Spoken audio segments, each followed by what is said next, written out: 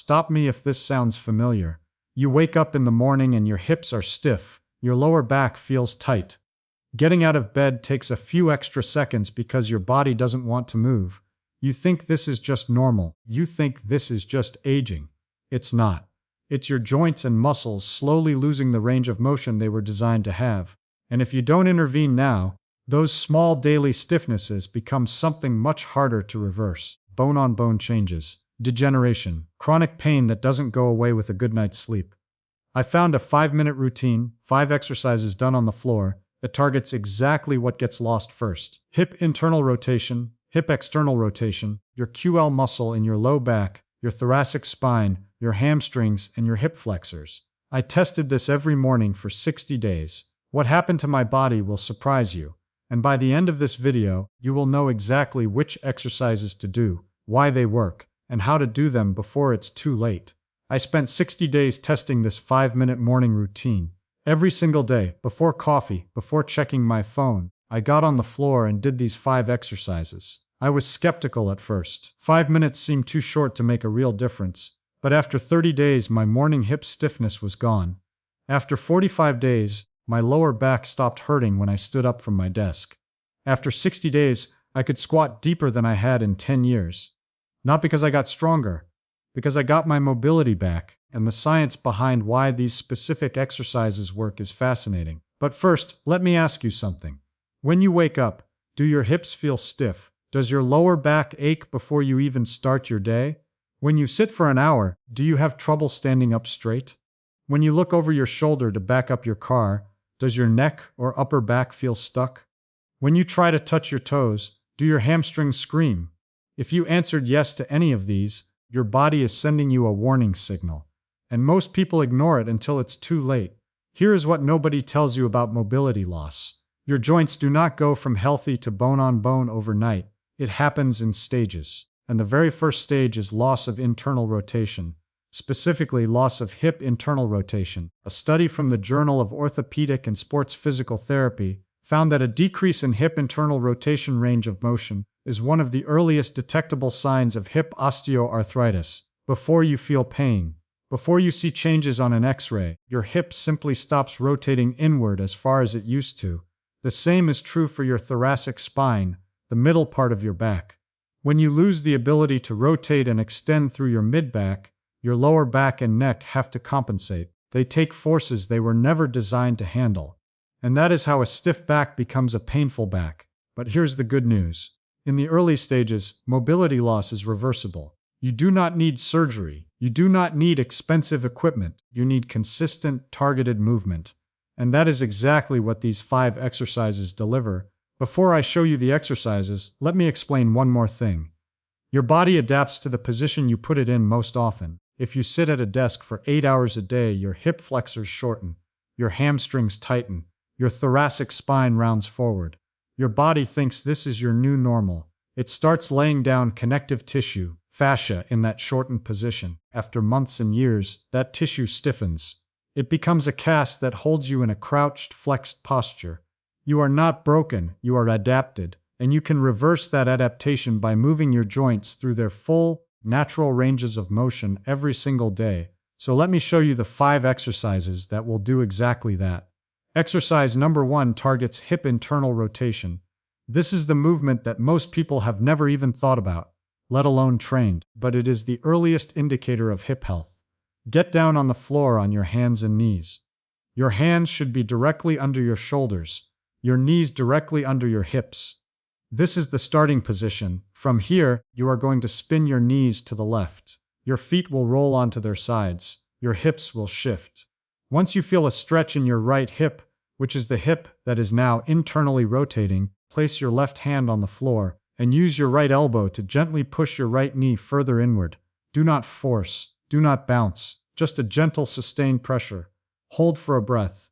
Then release. Spin your knees back to center. Then spin them to the right. Use your left elbow to push your left knee further inward. This is hip internal rotation work. Why does this matter so much? Your hip joint is a ball and socket.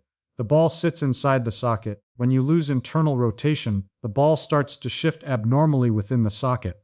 Over time, this abnormal movement wears down the cartilage, That is osteoarthritis. A study from the Journal of Arthroplasty found that patients with hip osteoarthritis had significantly less internal rotation than healthy controls. In fact, internal rotation was the most consistently lost motion across all stages of the disease. So you are not just stretching a muscle, you are preserving the health of your hip joint itself. Do 5 slow, controlled repetitions in each direction. Breathe. Do not hold your breath. Exhale as you push into the rotation. Inhale as you release. Now, the second part of exercise 1 targets hip external rotation. You are already in the same position on your hands and knees. Spin your knees to the left again. But this time, instead of using your right elbow to push inward, you are going to use your left elbow to push your right knee outward. You will feel this stretch in the back of your right hip, the external rotators. Again, 5 slow repetitions in each direction. The goal is not to go as far as possible. The goal is to explore the end range of motion that you still have and gently invite more. Your hip joint needs both internal and external rotation to function properly. Most people only stretch their glutes, which is external rotation, but they ignore internal rotation. That is a mistake. Let me tell you what happened during my 60-day test. Before I started, I could barely rotate my right hip inward past neutral. After 2 weeks, I noticed that when I walked, my stride felt longer. My hips felt looser. After a month, I could sit cross-legged on the floor without discomfort, something I had not been able to do for years. That was hip internal rotation coming back. So exercise 1, done from the hands and knees position, covers both internal and external rotation, 5 each direction. That is less than 2 minutes. Exercise number 2 targets the quadratus lumborum, or QL. This is a deep muscle in your lower back that connects your pelvis to your spine and your lowest rib. It is sometimes called the hip hiking muscle, because when it contracts on one side, it lifts that hip. Here is why the QL gets so tight. Most people sleep on their side. If you sleep on your left side, your right QL is in a shortened, contracted position for 6 to 8 hours every night. You wake up, and that muscle has been holding a contraction all night.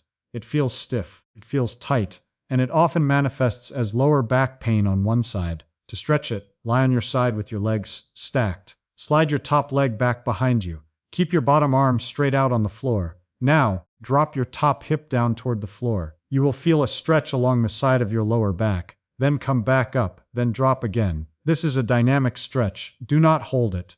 Move in and out. A study from the Journal of Manual and Manipulative Therapy found that QL tightness is strongly associated with chronic low back pain and sacroiliac joint dysfunction. Participants who performed daily QL stretches for 4 weeks reported a 40% reduction in pain scores. Do 5 to 8 repetitions on each side. You can do it gently. You do not need to force the stretch. Just let gravity pull your hip down. As you get looser over days and weeks, your hip will drop further. This exercise alone transformed my morning back stiffness within the first week. Exercise number 3, the squat reach. This one targets 2 areas at once: deep hip flexion and thoracic spine rotation. Get into a deep squat position. If you cannot get all the way down, hold on to something: a door frame, a table, a countertop, or place your hands on the floor in front of you. Your feet should be slightly wider than hip width. Your toes turned out slightly. From this deep squat, place one hand on the floor on the inside of your opposite foot. So if you are reaching with your right arm, your left hand is on the floor. Now rotate your torso and reach your right arm up toward the ceiling. Follow your hand with your eyes. Reach as high as you comfortably can. Then lower back down. That is 1 repetition. Do 5 on each side. Why is this exercise so powerful? Because it combines 2 movements that modern humans rarely do: deep squatting and thoracic rotation. Your hips are designed to squat. Human beings have been squatting for millions of years. It is how we rested, how we worked, how we eliminated. But chairs have trained your body to forget how to squat. Your hip capsules stiffen, your ankles lose dorsiflexion, your lower back rounds. At the same time, your thoracic spine, the middle part of your back, is designed to rotate. You should be able to turn your shoulders 40 to 50 degrees relative to your hips. But when you sit at a desk looking at a screen, your thoracic spine stiffens in a rounded flexed position. You lose rotation. Your lower back and neck try to compensate. That is when pain starts. A study from the Journal of Physical Therapy Science found that thoracic spine rotation exercises significantly improve shoulder mobility and reduced neck pain in office workers. The participants who did rotational exercises for 5 minutes daily had better results than those who only stretched their necks. When you do the squat reach, you're simultaneously opening your hips, extending your thoracic spine, and rotating. 3 critical movements in one exercise. I noticed after 2 weeks that I could look over my shoulder to back up my car without my neck clicking. My posture felt taller. My shoulders sat back more naturally. Do not rush this exercise. Move slowly. Breathe. Exhale as you reach up. Inhale as you come down. 5 per side. That is about 1 minute. Exercise number 4 targets your hamstrings and your thoracic spine at the same time. Get on your hands and knees again, but this time, tuck your toes under so your feet are on the floor. Heels lifted. Now push your hips back toward your heels, straightening your legs as much as you can. Your heels may not reach the floor. That is fine. Your hands stay on the floor. Your head drops down between your arms. From this position, you are going to do 2 things simultaneously. First, drive your knees back even further, trying to straighten your legs and stretch your hamstrings. Second, sink your chest down toward the floor, letting your upper back round and then gently extend. You are looking for a feeling of length through your entire back body, from your heels all the way up to your neck. Then slide your hands forward, lower your hips slightly, and repeat. Do this dynamically, moving in and out. 5 repetitions. Here is why this exercise works so well. Your hamstrings attach to your sitting bones at the bottom of your pelvis. When you sit for long periods, your hamstrings adaptively shorten. You feel tightness when you try to straighten your leg, but traditional hamstring stretches often miss a key component, your thoracic spine. If your upper back is stiff, you cannot get into a true hamstring stretch because your lower back compensates by rounding. By combining the hamstring stretch with thoracic extension, you are unlocking the entire posterior chain. Your calves, hamstrings, glutes, lower back, and upper back all get a stretch simultaneously. A study from the International Journal of Sports Physical Therapy found that combining hamstring and thoracic mobility exercises produced significantly better improvements in hamstring flexibility than stretching the hamstring alone. During my 60-day test, this was the exercise that felt the most challenging at first. My hamstrings were so tight that my legs were almost straight.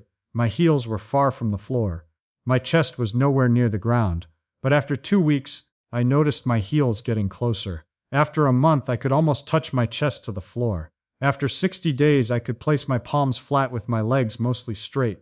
The improvement was not fast, but it was steady. Consistency wins. Do 5 slow repetitions. Do not bounce. Bouncing triggers your stretch reflex. Your nervous system thinks you are in danger and tightens the muscle to protect you. Move slowly. Control the movement. Breathe. Exercise number 5 targets your hip flexors, specifically the psoas. This is the deepest hip flexor muscle. It runs from your lumbar spine, through your pelvis, and attaches to your femur. Anatomists sometimes call it the fight or flight muscle because it contracts when you perceive a threat, pulling your torso forward into a protective curl. When you sit all day, your psoas shortens, and when it stays short, it pulls on your lower back. That pulling creates an arch.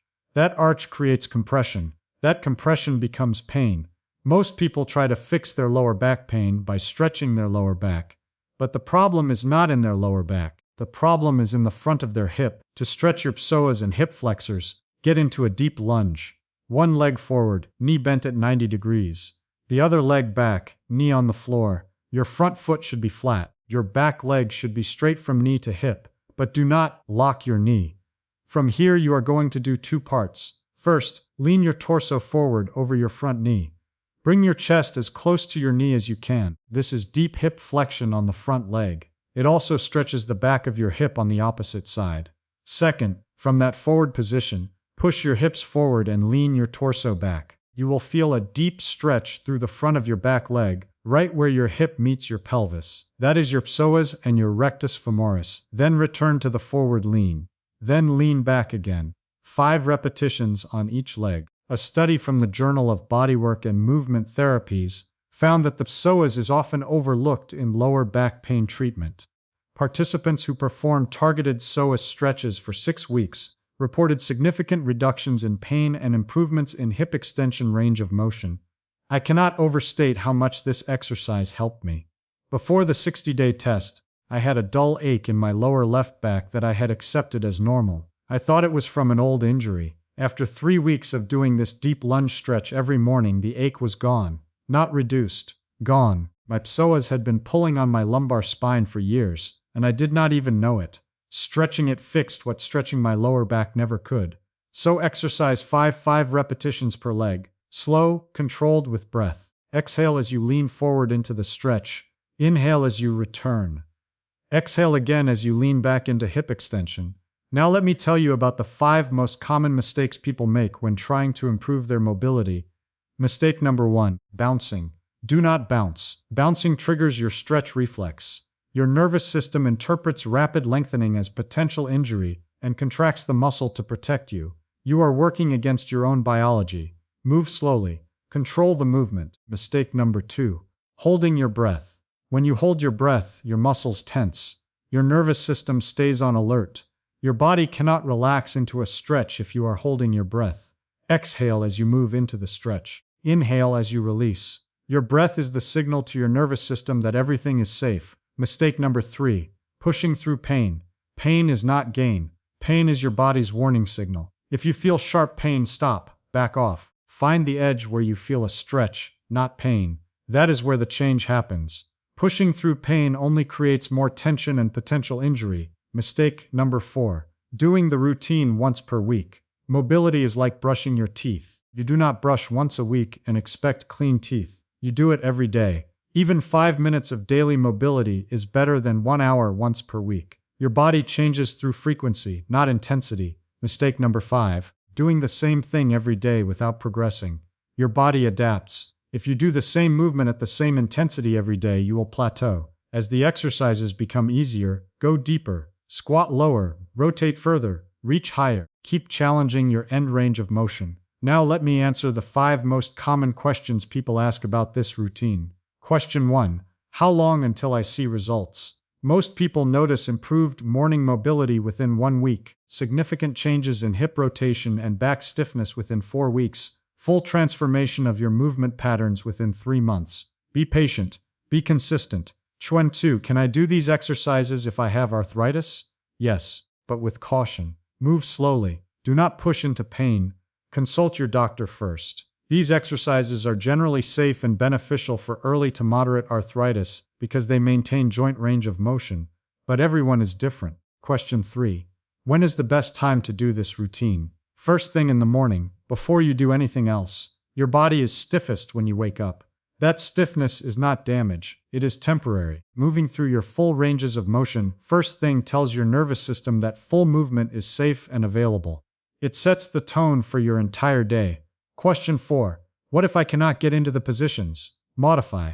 For the deep squat, hold on to a door frame. For the QL stretch, do not drop your hip as far. For the hamstring stretch, keep your knees slightly bent. Start where you are. Progress from there. The only failure is not starting. Question 5. Can I do these exercises if I have a current injury? If you have an acute injury, recent surgery, or severe pain, consult a physical therapist before starting. For general stiffness and mild discomfort, these exercises are appropriate, but listen to your body. If something hurts, stop. Now let me give you a practical 10-step protocol to get the most out of these 5 exercises. Step 1. Do this routine first thing in the morning, before your body tightens up again from sitting or standing. Step 2. Clear a small space on the floor. You do not need a yoga mat. Carpet or a towel is fine. Step 3. Start with exercise 1. Hands and knees. Hip internal rotation, 5 each side. Hip external rotation, 5 each side. Step 4. Move to exercise 2. Sideline QL stretch, 5 to 8 repetitions each side. Step 5. Move to exercise 3. Deep squat reach, 5 repetitions each side. Step 6. Move to exercise 4. Hamstring and thoracic stretch, 5 slow repetitions. Step 7. Move to exercise 5. Deep lunge hip flexor stretch, 5 repetitions each leg. Step 8. Breathe throughout. Exhale into each stretch. Inhale as you release. Do not hold your breath. Step 9. Be consistent. Do this every single day. Miss a day? Do it the next day. Do not skip 2 days in a row. Step 10. Track your progress. Once a week, check how deep your squat is. Check how far you can rotate. Check how straight your legs get in the hamstring stretch.